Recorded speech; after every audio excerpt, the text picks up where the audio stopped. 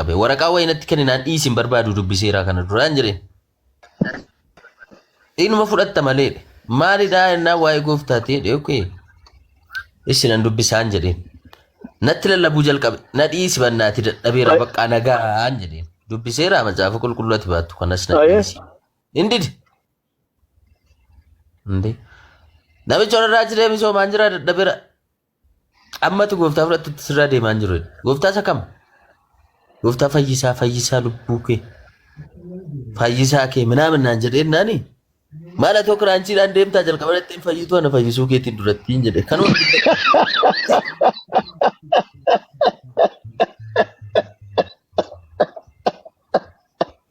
Wallahi halkan kun naan barii namichi kana fiigu raanchiidhaan deemu fayyisaadha siin jaa.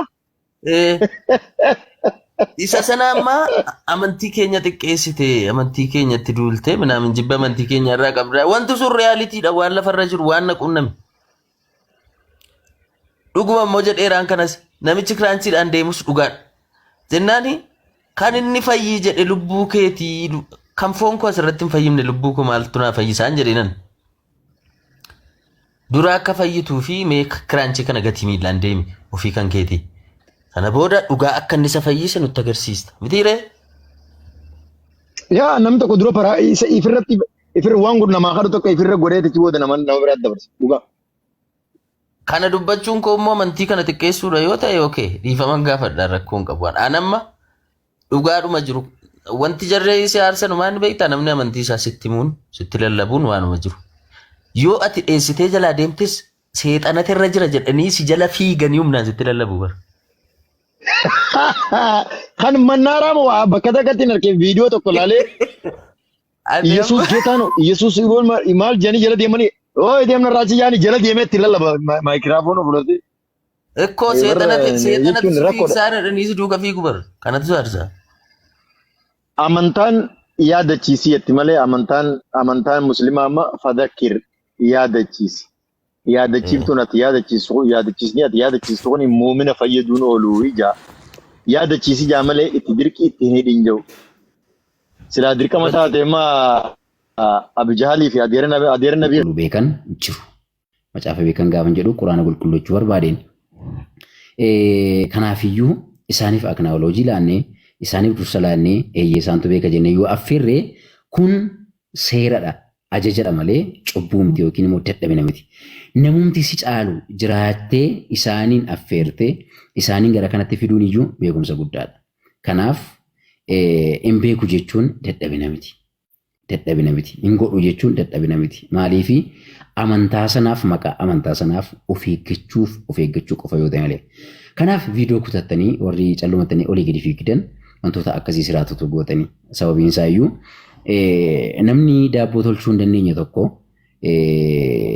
yoo daabboo akkamitti tolchuu jedhamee gaafatame dirqama deebisuufii qaba namichi gaafatame sun garuu beekee daabboon tolchuu yoo ta'e dirqama mana daabboo deemee namicha daabboo tolchuu akkamitti daabboo tolchuu jedhee namichi sun akka inni baratu gochuu qaba. Namni qorxummii qabu barbaadu nama qorxummii qabu hin beekne akkamittiin qorxummii qabu jedhee yoo gaafate namichi deebisuufii diduu osoo hin taane nama qorxummii qabu bira deemee akkamitti akka qorxummii qaban namicha sana barsiisuun isaan irra jiraata malee dirqama qorxummii qabu waan hin beekneef hin beeku jedhee ari'uu hin qabu. Kanaafiyyuu kaleessaa dubbisi gaafa jedhamu hin dubbisu waan hin jedhe qofaaf namoonni viidiyoo ishee kana fudhattanii olii gadi fiigaa jirtan yoo jiraattanii waldhaalummaa keessan na harka jira. Asirratti ragaan meeqa barreeffamaa jira? Ragaan meeqa taa'amaa jira? Ragaan meeqa asirraan galaa jira? Keessaan galaa jira? Angaruu dubbisuu nan danda'a. Bat itti qaba seera mataasaa gatii qabuuf akkaataa mataasaa gatii qabuuf sana eegnee hin dubbisnu taanaan isa kana nurraa barbaadu jirti. Ishee kana kutatanii ba'uuf gatii nurraa barbaadanii fi hin beekuun deebii gaariidha. So namni hunda beeku hin jiru. Waaqa kan hunda beeku.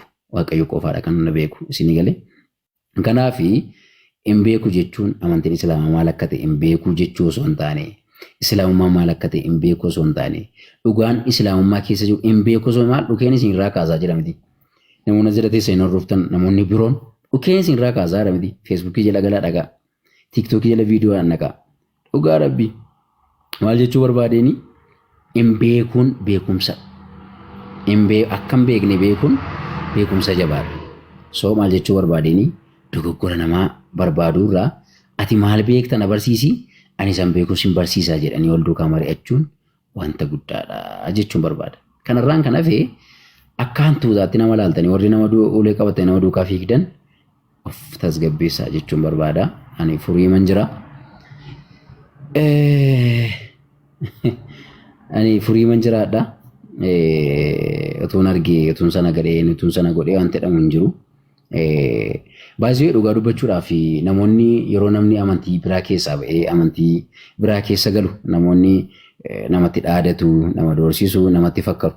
Qo'i mirga doorsisu eenyu namaa kenna? Inni doorsifamu amantiin isa doorsifamu sanaa amantii miti moo amantii isa doorsisu sanaa eenyutu hin caale jedhe moo inni doorsisu eenyudha? Inni doorsifamu moo eenyudha? Eenyutu eenyu gadi? Eenyutu eenyu gadi? Ani illee waa'ee amantii kootiif yoomiyyuu laphee dhiibee ija baasee nama kamitti dubbachuu hin danda'a malee nama baqatu miti. Laphee dhiibee eenyutti iyyuu dubbachuu hin danda'a. Kanaaf amantii kana qabatte amantii kana ol kaafte amantii nama takka tuqee hin beeku amman laayivii irra galu amman viidiyoo hojjedhu amman dubbadhu dubatti takka amantii nama maqaa dhahee hin beekun. Garuu maa inni waa'ee Yesuus nan haasa'a. Waa'ee amantii islaamummaan maal akka ta'e nan haasa'a. Jaalala islaamummaa keessa jiru nan haasa'a. Mi'aa islaamummaa keessa jiru nan haasa'a. Urgaa islaamummaa keessa jiru nan haasa'a. Nagaa islaamummaa keessa jiru nan haasa'a. Kun immoo amantii namaa tuquu yoo ta'e namichi amantii koo tuqxe jedhu namichi amantii koo tuqxe jedhu achi Amaanu'eel adeemu dhaqee hayaalamu dhugaa dubbachuudhaaf. So maal jechuu barbaadeni? Eenyuyyuu eenyu gadi miti jechuu barbaadeen eenyu gadi miti amantii namaa xiqqeessuudhaaf amantii koo xiqqeessite jedhee isa fakkaru laphee dhiibee itti fakkaruu hin danda'an illee sababiin isaa amantiin kamiyyuu amantii kamii gadi miti yommuu dhugaan ilaalame immoo isa kamtu caalaa wal bira teenyee wal takaraakarree wal morminee waliin falminee dhugaa jiru adda baasuu dandeenya. Kanarraan kan hafee utuu viidiyoo akkasii hojjechuudhaaf qusatte, utuu viidiyoo akkasii hojjechuu dhiiste, viidiyoo akkasii lammaffaa hojjettee jennaan akkasan si godha. Abbaa kiyya, hoolaa abbaa keetii reebiyoon siin jedhee sinan jaalladha. Amma gastii irra galleetu namoota wajjin haasofna. Hamza Hafiis jechuu nama jalqabarra jiruun gashan gidi Hamzaa gashiin jira. Islaamummaan baay'ee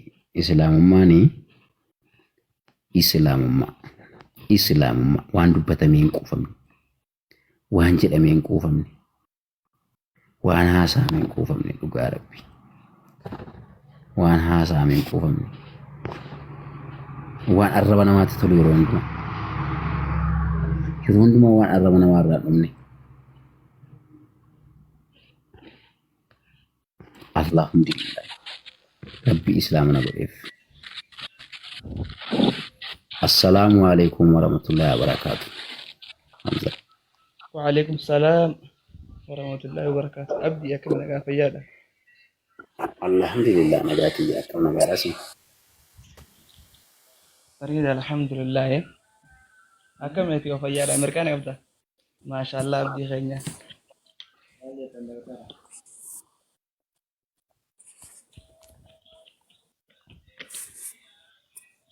أكمل أبدي أبليس خيرنا قال في أبو جمال ما جل تماكم. Nagaadhaasi jirtuu jajjabaattu.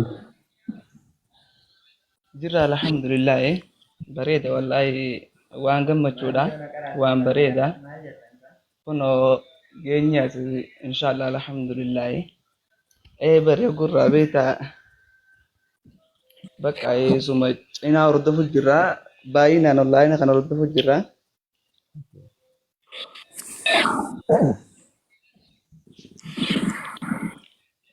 أكاشتي ما شاء الله يبدي baga gammaddee baga gama islaamummaa karaa nagayaa amantii jaalalaa amantii xiqqaaf raamata gootu, kan guddaaf raamata gootu, kan dubartiidhaaf raamata gootu, kan haadha guddoodhaaf raamata gootu gama kanaa dhufteen isin ja'a.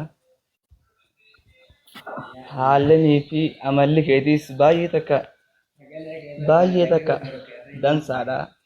Maashaallahi akka ammaa kanatti jechuudha jajjabaattee gama fuula duraa akka ati nuuf deemtu barbaanna. Jajjabina siifii isaa kannuu inshaallahi akka rabbiin tokkichi si tiisu abdiidha qabna wallaahi billaahi kanaa beekte. Akkasitti jechuudha akka ati jechuudha edaa osoo ustaazan keenyan dhufeen sitti jechuudha obboleessa kan kee isaan gafa wajjin dubbachaa jirtu baay'ee takka jechuudha bakka suma jala teenyee bakka dubbii keessan hedduu si dhaggeeffannaa namni jechuudha waa beeku haasawaa kan keessan irraa baay'ee takka hubataan baane akkasitti jechuudha obboleessii fi obboleessa isaa hangafaa akkasitti karaa kannuuniifis kabajaa akkasitti kannuuniifis amantii keenya amantaa nabi Muhammad alayhi salaatu wassalaami nabiyyi keenya isa nuti hordofnuutu nu barsiise akkasitti abdii maashaallah jechuudha. Gama jechuudha peejii kan keetiinis gama feesbuukaatiinis hedduu takka bakka isii kana hordofuun ture. Akkasitti jechuudha namni baay'een jechuudha ka hedduu takka jiraamtii ka namni kun ka baay'inaan jechuudha hedduu bakka yaaduma xiyyaata ka jiru baay'ee takka bakka jira.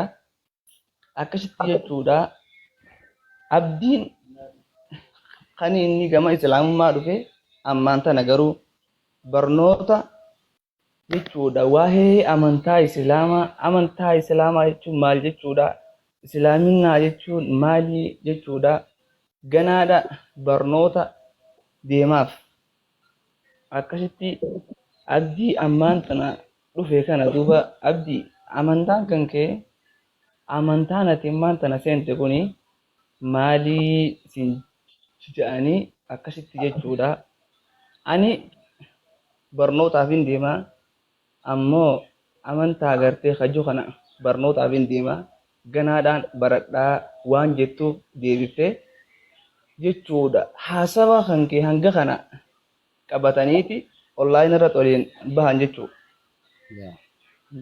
Abdiin waan hin beekne seenee waan beekumsa hin qabne seenee jaanii beektee shurbaafa dhuguuf dhaqe maal jaanii akkasitti jechuudha inshaallah isanii abbuma yaadeetu yaada akkasiitiin deema inshaallah. Maaliif jennaan akkuma ati ammaan tana